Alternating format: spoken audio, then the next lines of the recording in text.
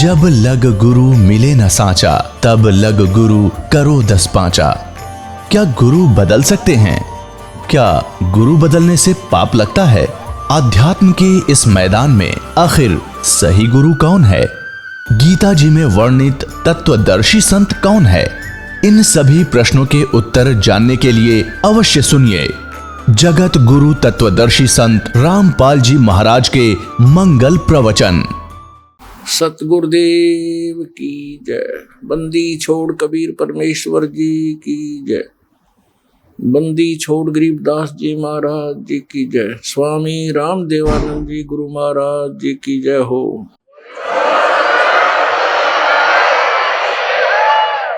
गरीब नमो नमो सतपुरुष को नमस्कार गुरु की नहीं। सुर नर मुनि जन साधुआ संतों सर्वस दीन। सतगुरु साहेब संत सब दंडोतम प्रणाम। आगे पीछे मध्य हुए तिनको जा कुर्बान। नराकार निर्विषम काल जार वैभंजनम। निर्लेपम निज निर्गुणम। अकल अनुपेशोन्दुनम सोहम सुरति समाप्तम। सकल समाना निर्तल। उज्ज्वल हिरंबर हरदम अम्बे परवा अथा है वार पार नहीं मध्यतम। ग्रीब जो सुमरे सिद्ध होई। गणनायक गलता ना करो अनुग्रह सोई। पारस पद परवाना। आदि गणेश मनाऊं गणनायक देवन देवा। चरण कमल लो लाऊं आदंत करूं सेवा। परम शक्ति संगीतम रिद्धि सिद्धि दाता सोई। अवगत गुण अतीतम सतपुरुष निर्मोही। जगदम्बा जगदीशम मंगल रूप मुरारी। तन मन अर्पों शीसम भक्ति मुक्ति भंडारी। सुर नर मुनि जन ध्यावे। ब्रह्मा विष्णु महेशा। शेष शेष मुख गावे पूज्य आदि गणेशा। इंद्र कुबेर सरीखा। वरुण धर्म राय धावे। समर्थ जीवन जी का मन इच्छा फल पावे। 33 कोटि आधारा ध्यावे से 88। उतरे बहु जल पारा कट है यम की फांसी। 33 कोटि आधारा ध्यावे से 88। उतरे बहु जल पारा कट है यम की फांसी। कर जोरूं विनती करूं धरूं चरण पर शीस। गुरु जी राम देवानंद जी महाराज ने दियो नाम बख्शीस। कोटि कोटि सिजदा करूं कोटि कोटि प्रणाम। चरण कमल में राखियो मैं बंदी जाम गुलाम। कुत्ता हूँ गुरुदेव का रामपाल दास का नाम। गले प्रेम की जेवड़ी जाखे तो वहाँ जाऊं। तो करो तो बावड़ू। दूर दूर करो तो जाऊं। ज्यों राखो त्यों ही रहूं। जो देवो सो खाऊं। परम पिता परमात्मा पूर्ण ब्रह्म सर्व सृष्टि के रचनहार कबीर परमेश्वर जी की असीम कृपा से आप सभी पुण्यात्माएं परमात्मा के सत्संग को सुनने के लिए उपस्थित हो पाए। भक्ति मुक्ति के दाता सतगुरु ये भटकत प्राण फिरंदा। उस साहिब के हुक्म बिना नहीं तरवर बात हिलंदा। परमात्मा की महिमा में लिखा है कि इस प्राणी को मोक्ष प्राप्ति के लिए, कल्याण के लिए गुरु की आवश्यकता पड़ती है। भक्ति मुक्ति के दाता सतगुरु, ये भटकत प्राण फिरंदा, क्योंकि सतगुरु के पास आने से तत्व ज्ञान होता है प्राणी को। जिनको सतगुरु नहीं मिलते वो सत्संग भी सुनते हैं लेकिन उनका कल्याण नहीं हो सकता। तो सतगुरु सत्संग करते हैं और नकली जो संत होते हैं वो भी अपने आप को सतगुरु सिद्ध किए हुए होते हैं। जिनके पास सत्संग नहीं है, सत्संग का अर्थ होता है सच्चा आध्यात्मिक ज्ञान, जिसको तत्व ज्ञान कहते हैं, जो सर्व शास्त्रों के अनुकूल होता है। तो जो सत्संग नहीं करते, नाम सत्संग का ही लेते हैं, उनके सत्संग सुनने से भी जीव कल्याण नहीं हो सकता। पुण्यात्मा, आज मानव आध्यात्मिक मार्ग के अंदर ऐसा है जैसे प्रथम कक्षा में प्रवेश पाने के लिए बच्चा जाता है, उसको कुछ भी ज्ञान नहीं होता। तो आज का पूरा मानव अध्यात्म मार्ग में उस प्रथम कक्षा के बालक के तुल्य है। इस विश्व में यदि कहीं सत्संग है तो इस बरवाला आश्रम के अंदर इस दास के माध्यम से आपको सुनने को मिलता है। इस दास के इन वचनों को जो प्रथम बार सुनेगा वो बालक बुद्धि से युक्त प्राणी कुछ भी सोच सकता है कि रामपाल अभिमान करता है कि विश्व में किसी के पास भी अध्यात्म ज्ञान नहीं है।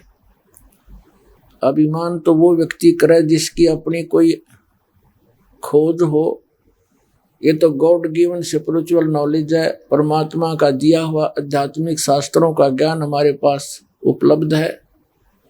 अन्य ऋषि महर्षि गुरु मंडलेश्वर उनको समझ नहीं सके। इस दास पर कृपा कर दी परमेश्वर कबीर देव जी ने, उनको ठीक ठीक जान लिया और वही ज्ञान है, बाकी सब अज्ञान है। कबीर साहब कहते हैं, कबीर और ज्ञान सब ज्ञानड़ी, कबीर ज्ञान सो ज्ञान, जैसे गोला तोब का करता चले मैदान। इस दास ने विश्व के सभी धर्म गुरुओं से प्रार्थना की है कि आप आध्यात्मिक ज्ञान चर्चा के लिए उपस्थित हों, और उसके साथ साथ उनके द्वारा दिए गए ज्ञान को भी कहा है कि तुम्हारा अध्यात्म मार्ग बिल्कुल गलत है, झूठा है, निराधार है, तुम्हारी साधना यूजलेस है।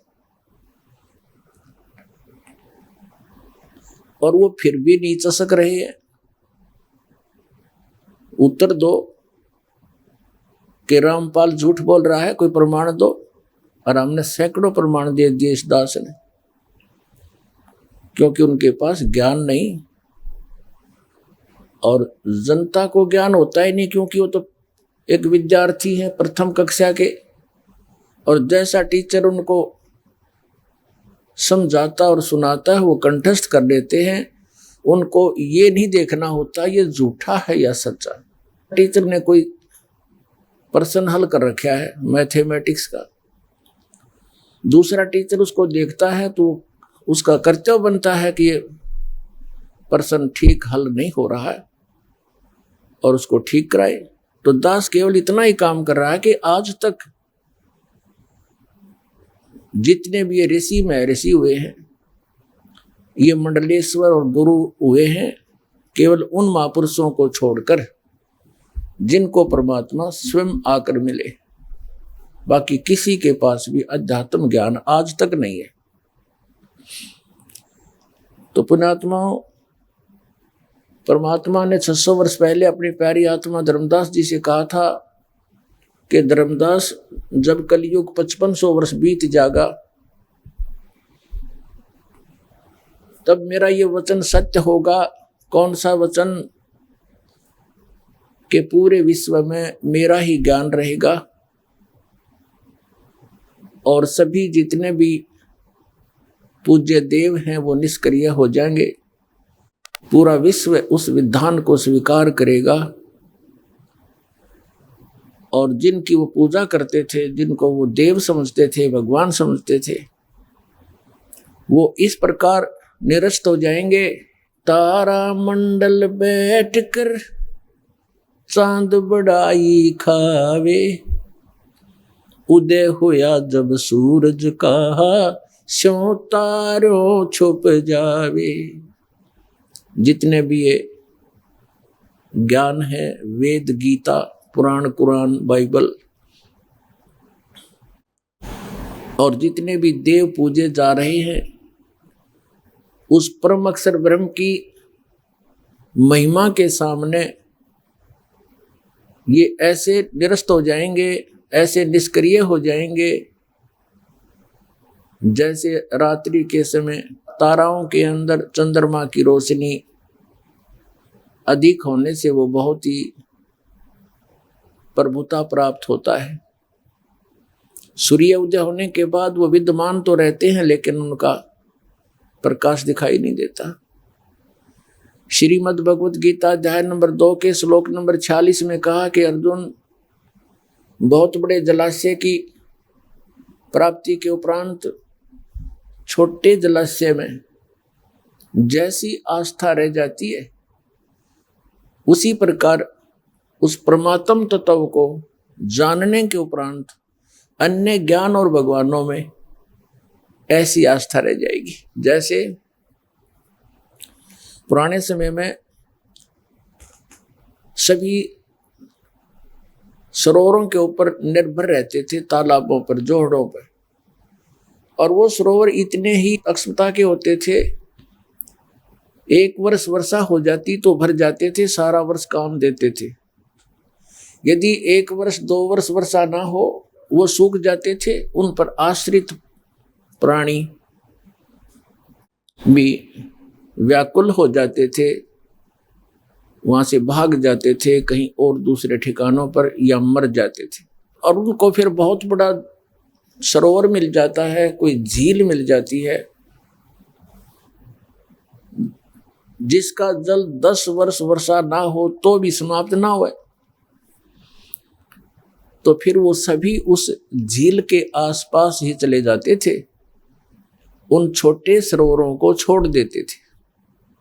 उन छोटे सरोवरों का, तालाबों का, जो जलाशयों का जल था, वो जल व्यर्थ नहीं था, वो सरोवर व्यर्थ नहीं थे, लेकिन वो पर्याप्त नहीं थे। इसी प्रकार जिन भगवानों को, श्री कृष्ण, श्री विष्णु, श्री शंकर भगवानों को, दुर्गा देवी को, निरंजन ब्रह्म को जो भी पूजते थे, वो देव बुरे नहीं, लेकिन वे हमारे लिए पर्याप्त नहीं, क्योंकि ये स्वयं नाशवान है, इनकी भी जन्म मृत्यु होती है। तो फिर हम सुखी कैसे हो सकते हैं? हम उस स्थान को कैसे प्राप्त कर सकते हैं जिस परमात्मा के उस लोक में जाने के बाद, शाश्वत स्थान में जाने के बाद फिर कभी जन्म मृत्यु नहीं होती, क्योंकि ये स्वयं नाशवान है।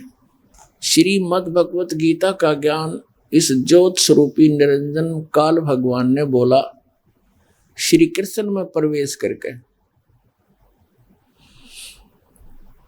श्री कृष्ण जी का गीता जी के ज्ञान में कोई रोल नहीं है, कोई भूमिका नहीं है।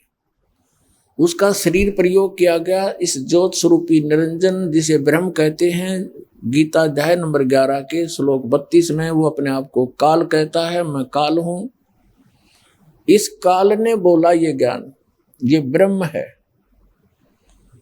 और हम जिसकी पूजा करने को कहते हैं और करते हैं वो पूर्ण ब्रह्म है, वो परम अक्षर ब्रह्म है, वो अविनाशी परमात्मा है। और अन्य नाशवान भगवान है, श्री ब्रह्मा जी, श्री विष्णु जी, श्री शिव जी, श्री देवी जी, और ये ज्योत निरंजन ब्रह्म। इनका स्वयं ही जन्म मृत्यु होता है, तो इनको प्राप्त प्राणी भी जन्म मृत्यु में ही रहते हैं। तो श्रीमद् भगवत गीता अध्याय नंबर 18 के श्लोक नंबर 62 में 62 में गीता ज्ञान दाता कहता है कि अर्जुन तू सर्वभाव से उस परमेश्वर की शरण में जा जिसकी कृपा से तू परम शांति को और सनातन परम धाम को प्राप्त होगा। पुण्यात्माओं, जब तक जन्म मृत्यु है तो जीव को शांति नहीं। शांति उस समय होगी जब हमारा जन्म और मृत्यु सदा के लिए समाप्त हो जाएगा। वो समाप्त कैसे होगा? अभी तक आपने जिन भी महापुरुषों के सत्संग सुने हैं उन्होंने यही बताया है कि जो सतलोक की महिमा गाते हैं, सचखंड की महिमा सुनाते हैं, जैसे राधा स्वामी पंथ, धन धन सतगुरु सच्चा सौदा सिरसा वाले, और जय गुरुदेव पंथ मथुरा वाले या ठाकुर जी वाले, ये सब एक ही कुएं का जल है। शिवदयाल जी के विचारों से ही ये आगे चले। ये सतलोक की महिमा तो गाते हैं, लेकिन सतलोक में परमात्मा को ये निराकार बताते हैं। केवल वहां चेतनता ही चेतनता है। और इनकी इतनी अज्ञान विधान है इन संतों का, इनके हेड ऑफ द डिपार्टमेंट का, इनके इस राधा स्वामी पंथ के प्रवर्तक का, श्री शिवदयाल जी का, कि उसको तो इतना भी ज्ञान नहीं था। कोई पहली कक्षा का बच्चा भी ए आ तो ठीक बता देता है, वो ए आ भी नहीं जाना था, ABC का ज्ञान नहीं था इसको, अध्यात्म मार्ग का। पुण्यात्माओं, जैसे सिद्धांत बताते हैं 2.5 घंटा सुबह ध्यान लगाओ, 2.5 घंटा शाम को। परमात्मा कहते तुम्हारा झूठा ज्ञान और ध्यान कहाँ लाओ, जो तुम्हारा ज्ञान यूजलेस है, ध्यान कहाँ लगाओगे? ये बात विद्या चतुराई, तुम चतुरता दिखा रहे हो। परमात्मा कहते हैं चातुर प्राणी चोर हैं, उनको ज्ञान नहीं अध्यात्म मार्ग का, भगवान के चोर हैं। और मूड मुग्ध है ठोठ, जो उन पर आश्रित बैठे हैं, ऐसे बेसलेस नॉलेज पर, निराधार ज्ञान के ऊपर आश्रित बैठे हैं। तो परमात्मा कहते इतना हम सत्संग सुना रहे हैं, हम ज्ञान दे रहे हैं, इसको सुनकर भी वो नहीं मानते हैं और इधर अपना कल्याण के लिए नहीं आते हैं। तो मूड मुग्ध है ठोठ, वो कति ठोठ हैं, वो विचार भी नहीं करना आवश्यक समझते कि तुम कहाँ बैठे हो, कहाँ जा रहे हो। और संतों के निकाम के उनको दो गलजोट, वो कल्याण नहीं चाहते, फिर तो वही ठीक है, पड़े रहो उनके पास, जिनका ज्ञान ऐसा कैसा ज्ञान है। उनकी एक पुस्तक है राधा स्वामी पंथ वालों की, सारवचन राधा स्वामी वार्तिक, और उसमें क्या ज्ञान है उनका। हे भगवान, आत्मा रोती है दास की कि 150 वर्ष बर्बाद कर दिए, मानव को नरक में ठोक दिया। उनको ये ज्ञान था, उनको सतनाम का नहीं पता, सतनाम वस्तु क्या है। और सतनाम तो मूल है इस मोक्ष मार्ग का, मूल। सतनाम के बिना मोक्ष नहीं हो सकता। सतनाम 2 अक्षर का होता है, और उनको सतनाम का नहीं पता। और कितना देश डुबो दिया, कितनी जनता को बर्बाद कर दिया। अब रोते हुए आ रहे पुण्यात्मा, टक्कर मारते हैं। 20-20 साल, 25-25, 30-30 वर्ष खो दिए उनके पास, तो भी सौभाग्य उनका ही समझ में आ गई, कुछ नहीं बिगड़ाई बताई। ये तो असंग जन्म हो गए, 1-2 जन्म और पीछा छूट जाएगा, नहीं तो सच्चे दिल तो लग गया तो इससे जन्म में पीछा छूट जाएगा। कबीर साहब कहते हैं जीवन तक थोड़ा ही बला दे सत सुमरण हो, लाख वर्ष का जीवना कोई लेख धरे नहीं कोई। अब थोड़ी सी झलक दिखाते हैं, क्योंकि प्रसंग ये चला है कि इनके पास विश्व में किसी के पास अध्यात्म ज्ञान नहीं। थोड़ा सा प्रमाण देते हैं। राधा स्वामी पंथ के इन महापुरुषों को कितना अध्यात्म ज्ञान था, और फिर ध्यान लाने की बताओ। ध्यान कहाँ लगाओगे? किसी वस्तु को टारगेट बनाया जाता है ध्यान लगाने के लिए, कोई उद्देश्य बनाया जाता है। किसको देखना चाहते हो तो भगवान निराकार बताओ, और समाधि लाने के लिए को और देखो अंदर में, खाक देखोगे अंदर में। फिर तो ये भूल भुलैया कर रखी थी। पुण्यात्मा रहम है दाता का आपके ऊपर, इस दास के ऊपर रजा बख्शी, यू ज्ञान समझ में आया। और शुरुआत में सभी लोगों ने गाली दी, दास को बुरा कहा, झूठ बोला, आलोचना करता है, आलोचक है, इसके वचन भी मत सुनना। लेकिन सत्य में इतना दम होता है, ये अपना स्थान बना के छोड़ती है। आज पूरे विश्व में जाएगा ये ज्ञान, भगवान का दिया हुआ है।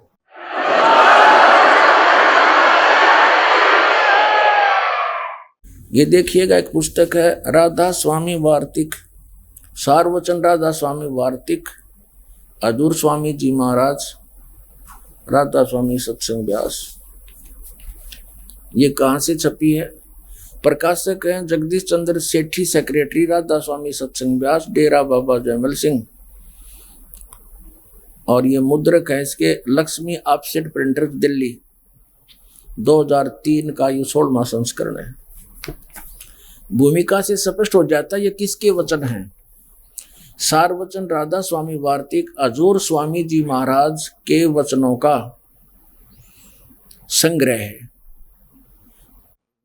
ये वचन सत्संगों तथा अन्य चर्चाओं के दौरान सत्संगियों ने नोट किए थे।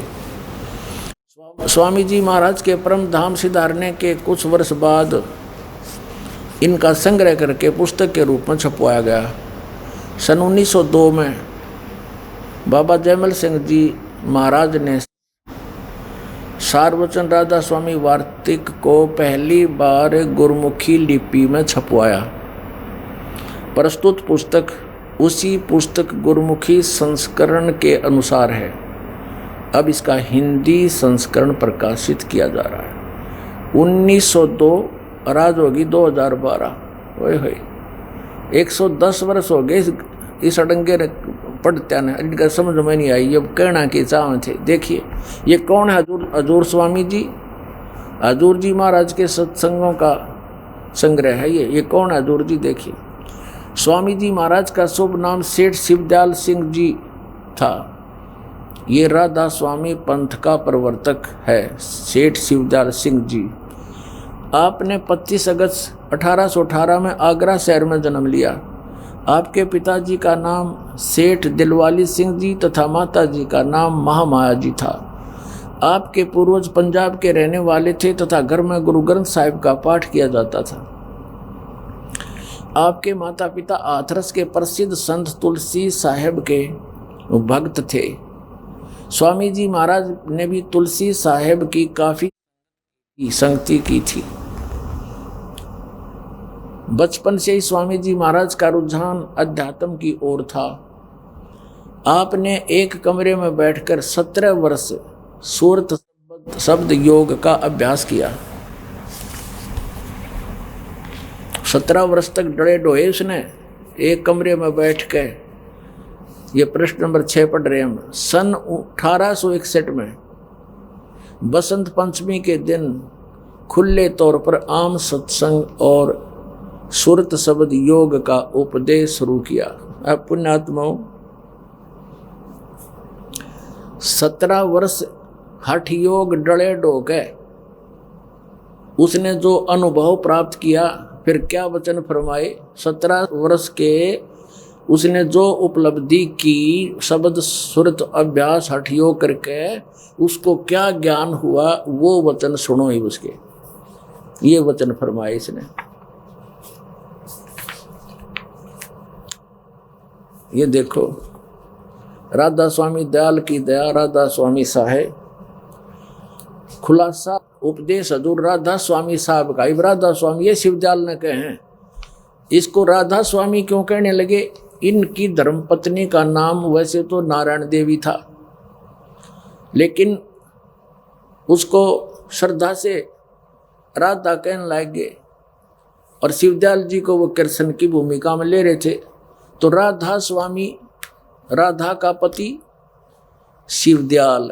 जैसे उमापति, जहाँ पर उल्लेख के अंदर उमापति लिखा हो, अंडरस्टूड है उमा का पति यानी शिव जी भगवान, शंकर जी की तरफ संकेत हो, शंकर जी उमापति, तो उमा स्वामी शंकर जी, राधा स्वामी शिवदयाल जी।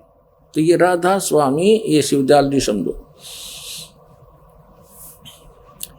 अब यहां से वचन शुरू हुए इसके दफा 1 में प्रश्न नंबर 13 पे। अब ये क्या बताना चाहता है? सतनाम को कैसे डिफाइन कर रहा है शुरू में? सिर्फ काम इतना है कि इंसान यानी मनुष्य अपनी सूरत यानी रूह को, उसके खजाने और निकास यानी मुकाम सतनाम, मुकाम माने स्थान। यहाँ सतनाम को मुकाम कहा है, स्थान कहा है सतनाम। मुकाम यानी मुकाम सतनाम और राधा स्वामी में पहुंचावे। ये 14 पर हमने पढ़ दिया। अब नीचे आइएगा, वचन नंबर 3। जितने आचार्य और महात्मा और अवतार और पैगंबर हर एक मजहब के हुए हैं, वे सब अपने अभ्यास के जोर से अंतर की तरफ मुकाम असली के चले, असली स्थान को चले। सिर्फ संत 5वीं मंजिल 5वीं यानी सतनाम पर, और कोई बिरले संत मंजिल 8वीं यानी राधा स्वामी पद पर पहुंचे। अब यहाँ सिद्ध हो गया 2 स्थानों पर मंजिल माने भी स्थान, इन्होंने अनुवाद भी कर रखा, मंजिल माने स्थान डिफाइन कर रखा, मंजिल माने स्थान। तो यहाँ सिर्फ संत मंजिल 5वीं यानी सतनाम पर, ये सतनाम स्थान हो गया। क्लियर? अब आ जाते हैं हम यहाँ पर 15 पृष्ठ पे, सार्वजन वार्तिक भाग 1 लिखा है इसके ऊपर। अब इसके 4 नंबर वचन में क्या कहा कि अब समझना चाहिए राधा स्वामी पद सबसे ऊंचा स्थान है, मुकाम है, ठीक है, और यही नाम कुल मालिक और सच्चे साहिब और सच्चे खुदा का है। अच्छा, और इस मुकाम से यानी इस स्थान से 2 स्थान नीचे सतनाम का मुकाम है। वहाँ सतनाम को मुकाम और मंजिल बोल रहे थे, स्थान, यहाँ स्थान का मुकाम है यानी स्थान का स्थान है। इसने ये डिफाइन किया अपने अध्यात्म ज्ञान को। अब सतनाम को स्थान, यहाँ भी स्थान कह रहा है, स्थान का स्थान है, मुकाम है। अब इसकी इस सतनाम को आगे फिर इसने परिभाषित किया है कैसे ढंग से। यहाँ क्या बताया है कि इस मुकाम से, राधा स्वामी स्थान से 2 स्थान नीचे सतनाम का मुकाम यानी स्थान का स्थान है, मंजिल का मंजिल है। और जिसको यानी सतनाम को संतों ने सतलोक, सचखंड, सारसबद, सतसबद और सतनाम और सतपुरुष करके बयान किया है। अब खाक पाया इसने अध्यात्म मार्ग में, अपना नाश कर दुनिया डुबो दी। ये इसका अध्यात्म मार्ग 17 वर्ष डले ढोके इसने यो ज्ञान दिया। सतनाम को वो सतपुरुष, सार शब्द, सार नाम, सतनाम और सतपुरुष और सतलोक, सचखंड, वो सतनाम ही है। अब वो सतनाम है क्या? अच्छा, ये तो डिफाइन किया श्री शिवदयाल जी ने, और श्री शिवदयाल जी के शिष्य हुए हैं बाबा जयमल सिंह राधा स्वामी। व्यास सत्संग का 2 स्थान उन्होंने चालू किया, और श्री जयमल सिंह जी के उत्तराधिकारी हैं श्री सावन सिंह जी। श्री सावन सिंह जी के आगे फिर 3 बन गई, एक तो व्यास में ही रहा और एक सच्चा सौदा सिरसा जगमाल वाड़ी में बन गई श्री खेमामल सिंह जी। श्री सावन सिंह जी के शिष्य थे जिन्होंने सच्चा सौदा सिरसा बेगू रोड पर डेरे की स्थापना कर दी। और श्री सावन सिंह जी के शिष्य थे श्री कृपाल सिंह जी जिन्होंने सावन कृपाल मिशन दिल्ली में प्रारंभ कर दिया। फिर कृपाल सिंह के शिष्य थे ठाकुर सिंह, तो ठाकुर सिंह को उत्तराधिकारी ना बनाया, जिस कारण से उसने अपना अलग चिमटा गाड़ दिया। तो पुण्यात्मा ऐसे ही यहाँ हुआ था ब्यास में। श्री सावण सिंह जी ने श्री खेमामल सिंह जी साहब मस्ताना बलोचिस्तानी साहब मस्ताना को तथा कृपाल सिंह जी को बाईपास कर दिया और सरदार जगत सिंह को उत्तराधिकारी बना दिया। ये दोनों अपना अधिकारी मानते थे अपने आप को, इसलिए इन्होंने क्षुब्ध होकर के अपने न्यारे न्यारे डेरे स्थापित कर दिए। तो श्री सावण सिंह जी से ही सच्चा सौदा सिरसा और कृपाल मिशन दिल्ली में और फिर ठाकुर सिंह वाला, ये सारा एक ही कुएं का जल समझ लेना। एक जड़ से ही सब पता लग जाता है ये किसका बीज है। तो ये देखना श्री सावण सिंह जी ने कैसे डिफाइन किया इस सतनाम को। यह है संत मत प्रकाश भाग 3। ये है श्री सावण सिंह जी, संत मत प्रकाश भाग 3, हजूर महाराज सावण सिंह जी के सत्संगों का संग्रह। और ये कहाँ से छपा है? प्रकाशक हैं जगदीश चंद्र सेठी, सेक्रेटरी राधा स्वामी सत्संग व्यास, डेरा बाबा जयमल सिंह, पंजाब। 2007 का लेटेस्ट संस्करण है। मुद्रक हैं गोपसंस पेपर्स लिमिटेड। अब देखना इसके 102 पृष्ठ पर दिखाते हैं आपको। ये है 102 पृष्ठ पे, हम नीचे आ जाते हैं। सचखंड या सतनाम चौथा लोक है और वो सभी के अंदर है। ठीक है, इवन का दातुन ज्ञान का ही पता लग जाएगा आपको। ये 106 पृष्ठ पर देखिएगा। इनकी कोई चर्चा चल रही है, प्रश्नोत्तरी महाराज जी के साथ कोई सत्संगी प्रश्न कर रहा है। वही सत्संगी हजूर जहां राम नाम का जस महिमा होता हो। तो महाराज सावन सिंह जी कहते कौन से राम की बात कर रहा है तू? सत्संगी कहता क्या राम बहुत सारे हैं?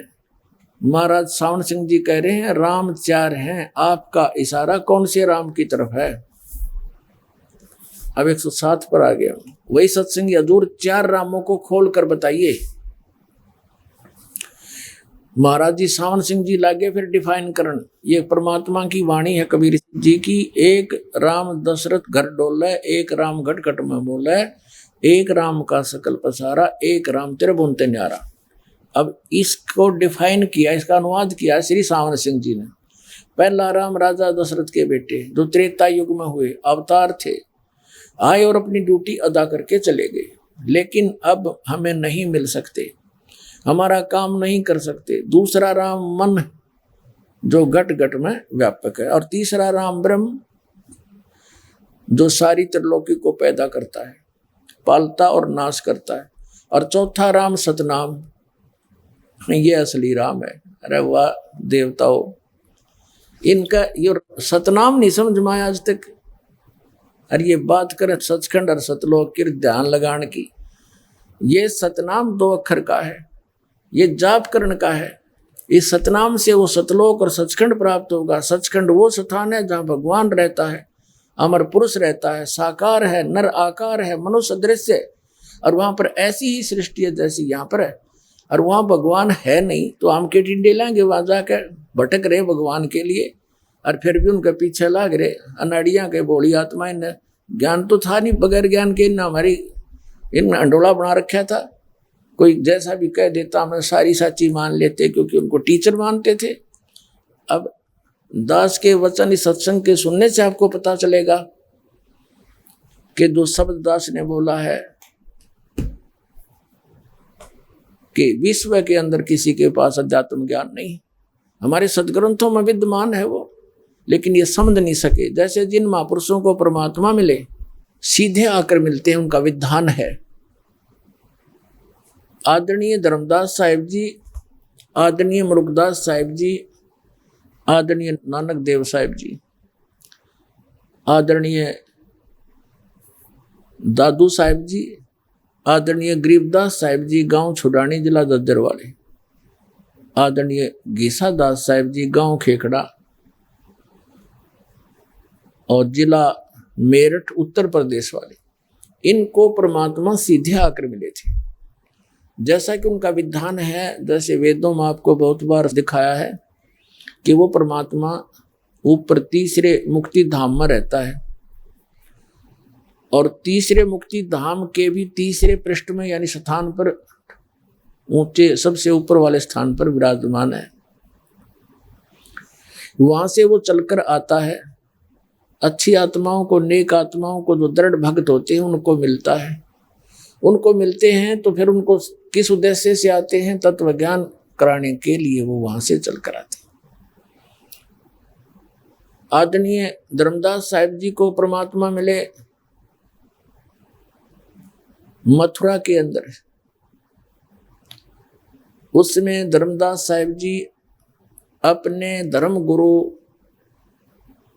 श्री रूपदास जी वैष्णव से दीक्षा प्राप्त करके उनके द्वारा बताई गई आध्यात्मिक क्रियाओं को करते हुए तीर्थ यात्रा कर रहे थे।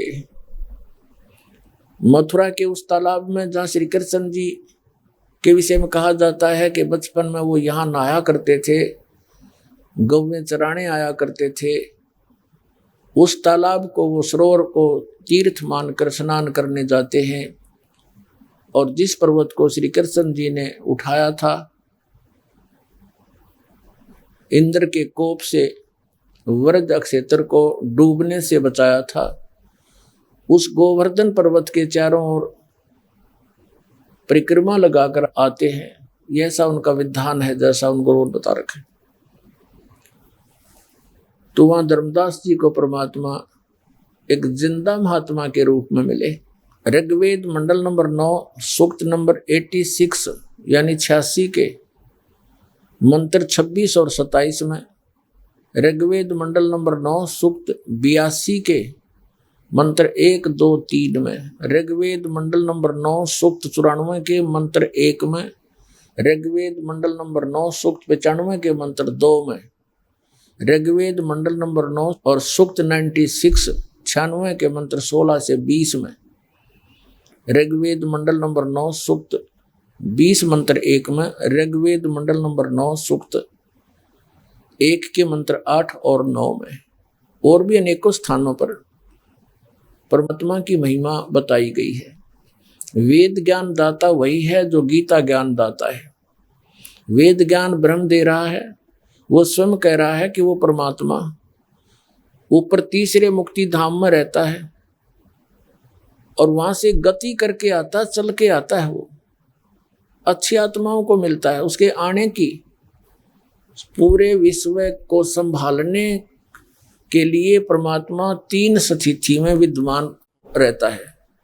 3 स्थिति में वो होते हैं। जैसे एक स्थिति उनकी ऐसी है, सतलोक के अंदर सबसे ऊपर के स्थान पर, सतलोक के शिखर में एक बहुत बड़ा गुंबज बना हुआ है, मंदिर नुमा,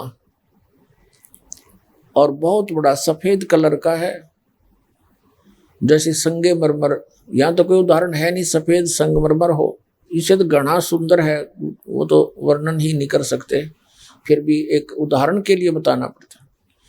एक बहुत बड़ा गुंबज है, उसके बीच में एक बहुत सुंदर सिंहासन है परमात्मा का, जैसे राजा लोग बैठते हैं ऐसे परमात्मा मनुष्य सदृश साकार उसके ऊपर विराजमान रहते हैं। उनके सिर पर एक सुंदर मुकुट है, बहुत सुंदर मुकुट है, और ऊपर एक छत्र है, सफेद छत्र है, जैसे छतरी बना रखी है बच्चों ने। विशाल काय शरीर है मालिक का, और एक रोम में, रोमकूप कहो, रोम तो बाल को बोलते हैं, लेकिन जहाँ रोमकूप इसको बोलते हैं जो छिद्र होता है बाल का, एक रोमकूप में इतनी रोशनी है, करोड़ सूर्य करोड़ चंद्रमा मिला दे तो भी उनकी दोनों की मिली जुली रोशनी भी कम रह जा। एक स्थिति में तो परमात्मा ऐसे रहते हैं, वह स्थिर रहते हैं, और वही परमेश्वर जब यहाँ हमें संभालने के लिए, धारण पोषण करने के लिए यहाँ आते हैं, धारण पोषण पेट भरण की व्यवस्था तो परमात्मा वहां बैठे ही हमारा सब कुछ व्यवस्था कर देते हैं कर्म आधार पर। वो आते हैं हमारे को अध्यात्म ज्ञान बताने के लिए कि तुम कौन हो, यहाँ क्यों जन्म और मर रहे हो, तुम्हारा यहाँ पर कौन सी वस्तु आपकी है जिसको तुम अपना माने बैठे हो। इस भूल को मिटाकर तत्व ज्ञान से हमें जगाकर और सतनाम दे करके सतलोक जाने की एक व्यवस्था करते हैं, बताते हैं। तो वहाँ से चलकर आते हैं, तो वहाँ से आने की उनकी दो तिथि हैं। एक तो प्रत्येक युग में वो शिशु रूप धारण करते हैं, एक लीला करते हैं, सतलोक से चलकर आते हैं, कमल के फूल पर किसी सरोवर में, वन में, गांव से बाहर, नगर से बाहर, वहां आकर के कमल के फूल पर एक नवजात शिशु का रूप धारण करके विराजमान हो जाते हैं और उनको निसंतान दंपति उठा ले जाता है। लीला में बड़े होते हैं और प्रत्येक बार जब भी वो ऐसी लीला करते हैं तो उस परमात्मा के उस बाल्यकाल की व्यवस्था यानी परिवरस की लीला कंवारी गायों से होती है। कंवारी गायों का दूध पीते हैं वो परमात्मा, ये उसका विधान है। तो इसी प्रकार चारों युगों में परमात्मा कबीर जी वो सत्य पुरुष ऐसे ही लीला करते हुए आए हैं। तो कलयुग के अंदर भी उन्होंने ऐसी ही लीला की थी। जो सतयुग में सत सुकृत नाम से आए, त्रेता में मुनिंदर नाम से परमात्मा प्रकट हुए, द्वापर में करुणामय नाम से प्रकट हुए और कलयुग के अंदर वो परमेश्वर अपने वास्तविक नाम कबीर देव, कबीर साहब, अल्लाहू अकबर का ही नाम रखकर वो स्वयं प्रकट हुए। कमल के फूल पर जल में आकर विश्राम करने के कारण परमात्मा नारायण कहलाते हैं। नारायण का अर्थ होता है जल के ऊपर निवास करने वाला। अब उस परमात्मा की प्रभुता भूलकर हमने श्री विष्णु जी को नारायण मान लिया और श्री विष्णु जी को ही हम सत्यनारायण कहने लग गए। सत्यनारायण का अर्थ है सत साहेब, सत्य साहेब। साहेब माने नारायण कहो, राम कहो, गॉड कहो, अल्लाह कहो, खुदा कहो। हम सत साहेब कहते हैं। पहले हम सत्यनारायण की कथा सुना करते श्री विष्णु जी को आधार बनाकर। श्री विष्णु जी सत्यनारायण नहीं है, इनका तो जन्म मृत्यु होता है, ये अविनाशी नहीं है। और ये स्वयं स्वीकार करते हैं। श्रीमद् देवी भागवत गीता प्रेस गोरखपुर से प्रकाशित सचित्र मोटा टाइप 123 पृष्ठ पर तीसरे सकंद में कि हमारा तो जन्म और मृत्यु होता है, हम अविनाशी नहीं हैं। ब्रह्मा, विष्णु और शंकर हम तीनों नाशवान हैं और हम इनको सत्यनारायण मान रहे थे। तो ऐसे ये अध्यात्म ज्ञान उलझ गया था। परमात्मा ने 600 वर्ष पहले सुलझा के रख दिया था, लेकिन काल के दूतों ने कबीर पंथ में प्रवेश करके उसको फिर उससे भी ज्यादा उलझा दिया। अब परमात्मा 600 वर्ष पहले जब आए, कबीर नाम से प्रकट हुए। काशी शहर भारतवर्ष के अंदर, शहर के बाहर एक जंगल के अंदर, वन में एक लहर तारा नामक सरोवर था, तालाब था। उसमें कमल के फूल पर आकर विराजमान हुए, सतलोक से चलकर आए। पुण्यात्माओं, परमात्मा का पाना बहुत आसान है क्योंकि ये साधना बहुत सिंपल है, साधारण है बिल्कुल। इन अज्ञानी ऋषि महर्षि संतों और इन नकली सतगुरुओं ने इसको इतनी कठिन बना दी कि 2.5 घंटे सुबह बैठो, 2.5 घंटे शाम, सारा दिन मजदूरी करनी आदमी और 2.5 घंटे बैठेगा क्यों करे? और 2.5 घंटे सुबह कैसे बैठेगा और क्या करेगा? ध्यान लगाओ बस। सूरत शब्द का नहीं पता है, न सूरत क्या होती है, शब्द क्या होता है। इन्होंने सूरत शब्द को कैसे मान रखा कि अंदर कान बंद करके आनंद सुनो। हर परमात्मा कहते हैं इस पिंड कहो, चाहे इसे अंड कहो, शरीर कहो या एक ब्रह्मांड कहो, इसके अंदर जो भी कुछ सुनता या दिखाई देता है वो सब काल का है और कबीर साहब कहते हैं हमारा तो जो हमारा देश है सतलोक है, इस अंड और पिंड के पार सो देश हमारा है। आदरणीय गरीबदास साहिब जी को परमात्मा सचखंड लेकर गए, फिर उनको वापस छोड़ा। तब उन्होंने परमात्मा की उस वास्तविक धुन को सतलोक में सुना और फिर यहां देखा इस पिंड के अंदर वो नहीं है, उससे मिलती जुलती नकली धुनें इसके अंदर हो रही है। तब आदरणीय गरीबदास साहिब जी ने कहा था कोई हैरे परले पार का जो भेद कहे जनकार का, कोई है वहां गया हुआ वापस आया तुम्हारे में से जो उस जनकार यानी उस सतलोक में हो रही धुन का कोई जिक्र करे। तुम सुनो इसके अंदर और बात करो सतलोक की। जो भी इस पिंड के अंदर सुनाई देती है ये काल की धुन है, इसने नकली बनवा रखी है। ब्रह्मलोक के अंदर इस काल के एक ब्रह्मांड में एक ब्रह्मलोक है, उस ब्रह्मलोक के अंदर इस काल भगवान ने नकली सतलोक, नकली अलखलोक, डुप्लीकेट अगम और अनामी लोक बना के जीव को भ्रमित करने के लिए यहाँ पूरा जुगाड़ जोड़ रखा है। परमात्मा आए, उन्होंने ये ज्ञान दिया, इसका षड्यंत्र उजागर कर दिया कि तुम्हें ये मूर्ख बना रहा है। परमात्मा वहां साकार है सतलोक के अंदर और सभी ऐसी सृष्टि है जैसी यहाँ पर है, और वहां जरा और मरण नहीं है, वहां बुढ़ापा नहीं, मृत्यु नहीं। हम तो इतने ढीठ हैं, अगर यहाँ बुढ़ापा ना हो और यहाँ मौत ना हो हमारी, हम तो कोई दिक्कत नहीं आड़े से कितनी गर्मी लागे जाओ, कितनी सर्दी लागे जाओ, हम यहीं पड़े रहेंगे। कौन मर कर राजी है बताओ। बात बनाओ नो के सचखंड में प्रकाश ही प्रकाश है और उसके अंदर आत्मा ऐसे मिल जाती जैसे बूंद समुद्र में, डूब कर मर जाओ फिर तो समुद्र में जाके यहीं मर जाओ। कोई बात हुई है? कोई है किसी की हिम्मत समुद्र में जाके छलांग लगाओ ला मर जाऊं मैं, भगवान मिलता होता है? ये बनावटी बातें हैं। अब वहां पर ऐसी ही सृष्टि है लेकिन ये डुप्लीकेट है, ये तो एक मिट्टी के खिलौने समझ लो, और वो सोने के आभूषण है, सोने का नाश नहीं होता। तो कहने का भाव यह है, ये तो एक फॉर एग्जाम्पल बता रहे हैं आपको। अब जो प्रसंग चल रहा है कि वो परमात्मा प्रत्येक युग में आते हैं, और श्रीमद् भगवत गीता अध्याय नंबर 7 के श्लोक नंबर 29 में कहा है कि मेरे इस ज्ञान को आश्रय करके, क्या आश्रय करके, चौथे अध्याय के 32 और 34 श्लोक में कहा है कि खुद परमात्मा अपने मुख कमल से आकर और तत्व ज्ञान बोलता है, वह सच्चिदानंद घन ब्रह्म की वाणी होती है, यानी कबीर वाणी है, वो तत्व ज्ञान है। उसके अंदर अध्यात्म मार्ग का यथार्थ ज्ञान और विस्तार के साथ कहा जाता है। उस तत्व ज्ञान को तो तत्वदर्शी संतों के पास जाकर समझ, उनको दंडवत प्रणाम करने से, कपट छोड़कर उनकी सेवा करने से वो तत्वदर्शी संत तुझे तत्व ज्ञान का उपदेश करेंगे।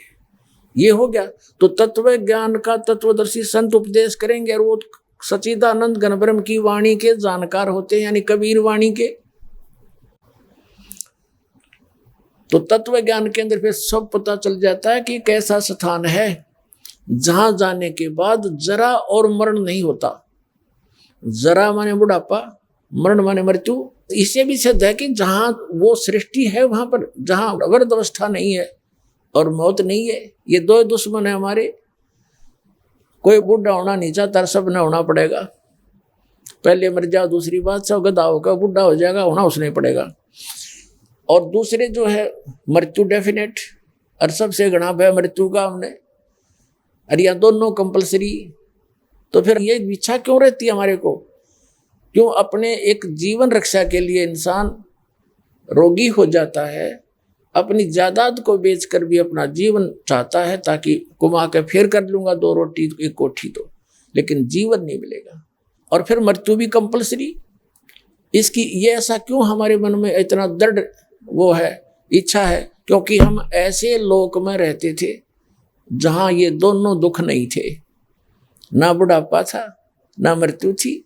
इसलिए हम उसी के लिए इच्छा करते हैं। हम जीना चाहते हैं, दोनों पैर कट जाते हैं तो भी हमने सोचे कुछ और सांस मिल जाए, हाथ कट जाता है तो भी सोचा और सांस मिल जाए। कैसा भी रोगी है वो भी इच्छा करता है कुछ जीवन मिले। अब उस स्थान को छोड़ के आएगी यहाँ पर नमक की बोरी में और खांड का स्वाद ढूंढ रहे हैं, वो तो खांड की बोरी में मिलेगा। और वह खांड की बोरी सतलोक है, वहां जाने की विधि इस दास के पास है, इस पृथ्वी पर नहीं, इस ब्रह्मांड में नहीं, 21 ब्रह्मांड में नहीं किसी के पास, और गारंटीड है दास के पास। और ये वो जड़ी है उस परमात्मा की दी हुई है, कबीर भगवान की, और आपके ऊपर मेहर करी। आप ऐसे समय में जन्म मनुष्य का जो परमात्मा ने बैन उठा दिया इस सतनाम और सार शब्द के देने का, इस दास को आदेश देकर भेज दिया। आज से 600 वर्ष पहले धर्मदास जी से कहा था, धर्मदास मेरी लाख दुआई, ये सार नाम की तबार न जाई, ये सार नाम बार जो पढ़ी बिचली पीढ़ी हंसनी तरही। आप उस बिचली पीढ़ी की पुण्यात्मा हो, या बिचली पीढ़ी शुरू होगी। प्रथम पीढ़ी कलयुग निर्वाणा, तब मगर मांडू मैदाना। प्रथम पीढ़ी वह होगी, प्रथम पीढ़ी वो थी कलयुग की जब परमात्मा मगर से सह शरीर गए थे। उसके बाद फिर यह बिचली पीढ़ी शुरू होगी। तो अब ये बिचली पीढ़ी है, लास्ट वाली पीढ़ी तो भक्ति के योग्य नहीं रहेंगे। अब भी इतना सतर गिरता जा रहा था, ये नास्तिक होने जा रहे थे। जितने भी ये काल के पंथ हैं, राधा स्वामी, धन सतगुरु, सच्चा सौदा सिरसा, जगमाल वाली और ये सिरसा वाले, और ये जितने भी जय गुरुदेव पंथ हैं, या आसाराम का पंथ है, सुधांशु का पंथ है, ये तो वही बड़कड़े खिलौने ले रहे हैं, सीधे ही रामकृष्ण पाधारित हैं। और ये बाल योगेश्वर, ये सतपाल के, ये कृपालु, और इन का पता नहीं क्या है, अध्यात्म मार्ग का ये ब्रह्म ऋषि कुमार स्वामी, इन कख नहीं पता। आठ दे टाइम इनका ये ऐसे जाएंगे तो दिखे नहीं गए कि टटोए भी नहीं पाओगे, या तो पलायन कर जाएंगे। जनता इनसे प्रश्न पूछेगी, इनको जवाब नहीं रहेगा। जनता को नंदा बना रखा, ज्ञानी बना दिया, अपने स्वार्थ में सटपट करके अपना उल्लू सीधा कर रहे हैं। दास ने गला बैठा लिया, 17 वर्ष हो गई ये ज्ञान देते ने, 6 घंटे सत्संग करते हैं, और ये ज्ञान समझा रहे हैं। अब इसका बेस बन गया है, अब एजुकेटेड पर्सनों के अंदर परमात्मा का ज्ञान पहुंच गया। अब देखना डूंडा पाटेगा कुछ दिनों में, पूरे विश्व में जाएगा ये। कोई बालकों का खेल थोड़ा, भगवान का चलाया हुआ ये। तो गीता अध्याय नंबर 7 के श्लोक 29 में कहा है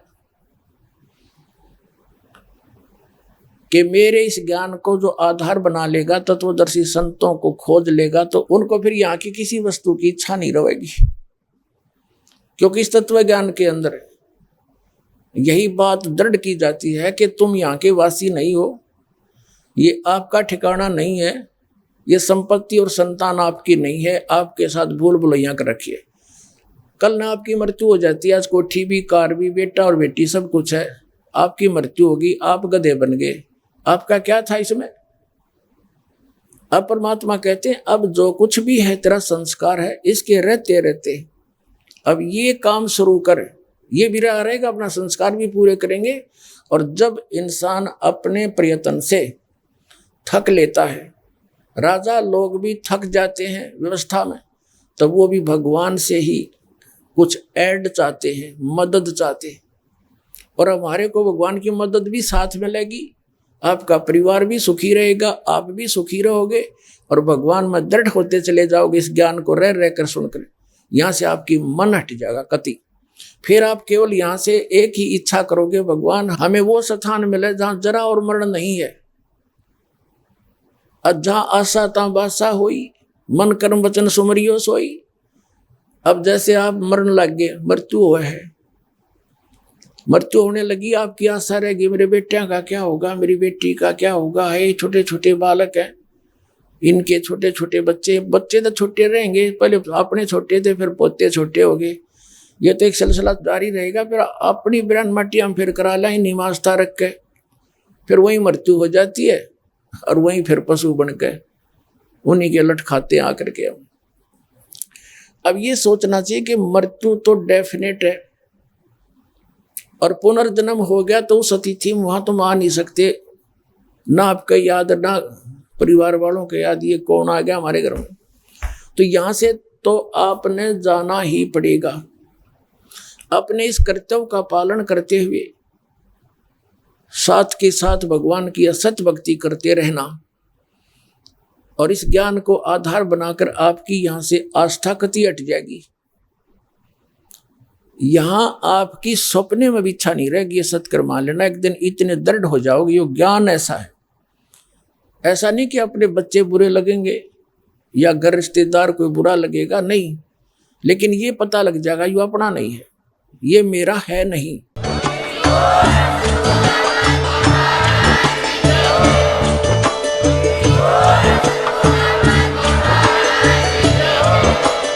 आप सुन रहे थे जगत गुरु तत्वदर्शी संत रामपाल जी महाराज जी के मंगल प्रवचन। अधिक जानकारी के लिए विजिट कीजिए हमारी वेबसाइट www.jagatgururampalji.org। संत रामपाल जी महाराज जी के शुभ आशीर्वाद से पूरे विश्व भर में 500 से भी ज्यादा नाम दीक्षा केंद्र हैं, जिन पर संत रामपाल जी महाराज जी द्वारा ऑनलाइन निशुल्क नाम दीक्षा दी जा रही है। अपने नजदीकी नाम दीक्षा केंद्र का पता करने के लिए संपर्क करें 8222880541।